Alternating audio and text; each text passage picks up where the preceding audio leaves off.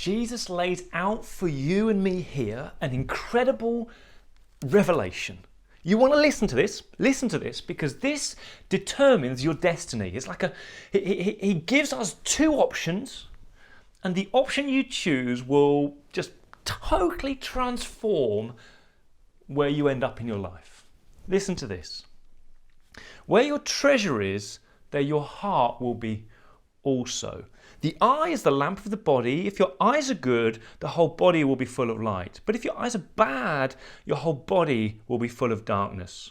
If then the light within you is darkness, how great is that darkness? No one can serve two masters. Either he'll hate the one and love the other, or he'll be devoted to the one and despise the other. You cannot serve both God and mammon. Listen to this. Jesus says this: what you do with your eyes, what you look at, determines what you treasure in life. What you treasure in life is determined by what you choose to look at when you get up in the morning, when you walk through your day. The things you look at determine your treasure.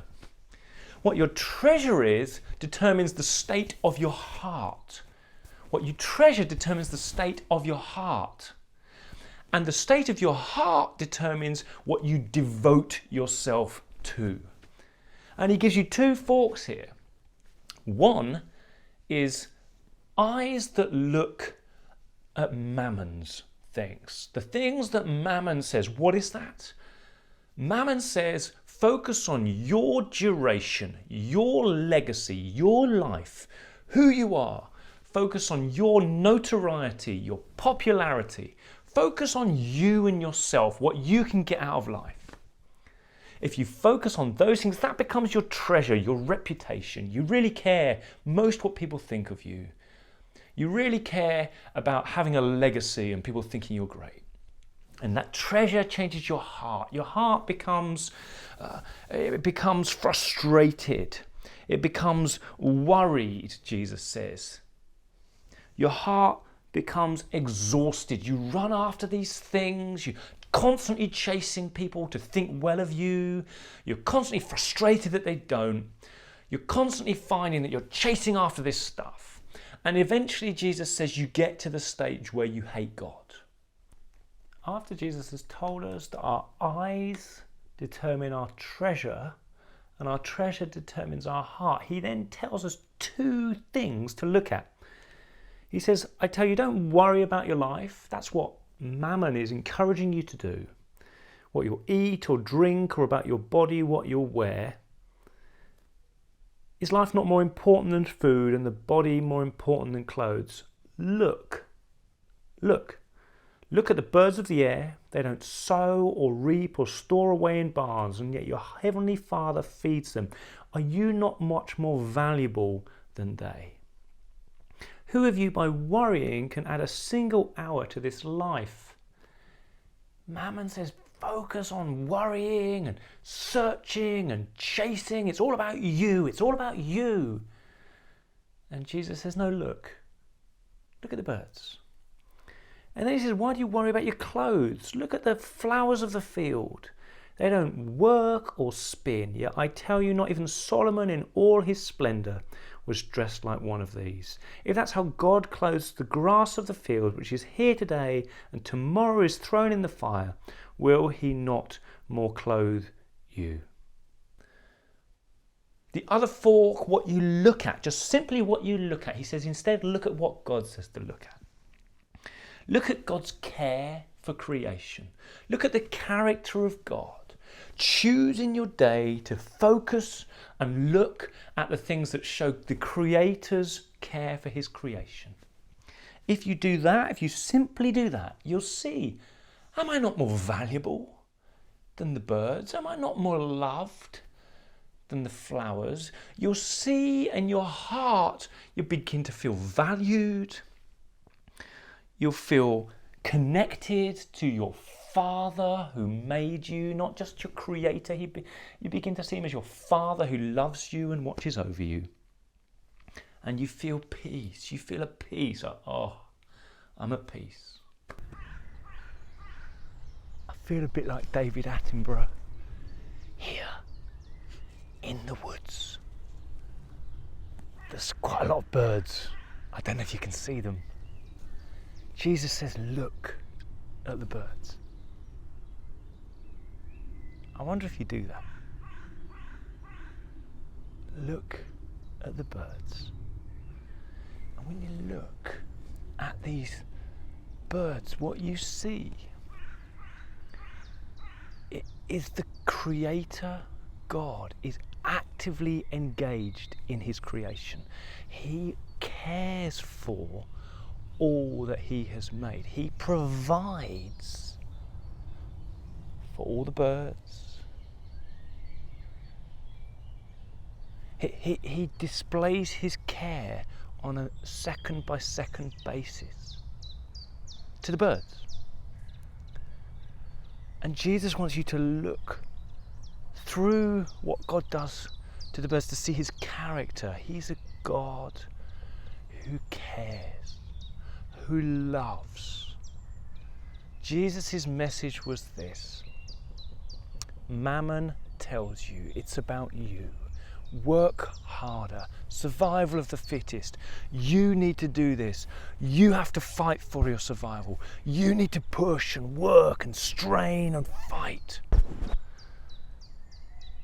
Your God tells you this: I will work. I am fighting. I am providing and caring. See my love. I've been trying to look at birds for a few years now, and just a repeat thing for me is the robin. I love robins. The ancients used to think robins represented the presence of angels. I don't know about that. I like that idea, don't you? Whenever you see a robin come close, it's like an angel coming close. But what I do know, Jesus says this, is that the Father cares for the robins. And every time a robin comes close, it's like a reminder to me, God will care for me. Get your own bird. Find the animal that communicates to you God's care, his constant attentive kindness. And look at it. Fix your eyes to repeatedly see the reminders of the care and the goodness of God. Lean into his love. Jesus says, look at the flowers. He says, look at these things. They do nothing for themselves.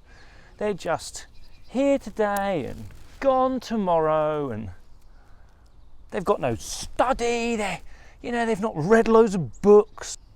They have contributed very little, but God himself cares for them. And that's the point. These flowers, that's the point, isn't it? It's not about their skill. It's about God's care. It's about God's care. When you look at these flowers, through no effort of their own, they're beautiful, they're cared for, they look amazing. They've not posted anything on social media. They've not got makeup or hair dye. They've not thought about what they're looking like, and yet they're staggeringly beautiful. This points anybody who wants to see. It points us to the being a creator who's brilliant, who can make things wonderfully well, and who will care for what he has made. And if we think about that and look at that,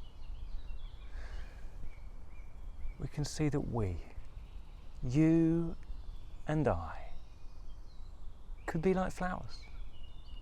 We've been made by the Creator.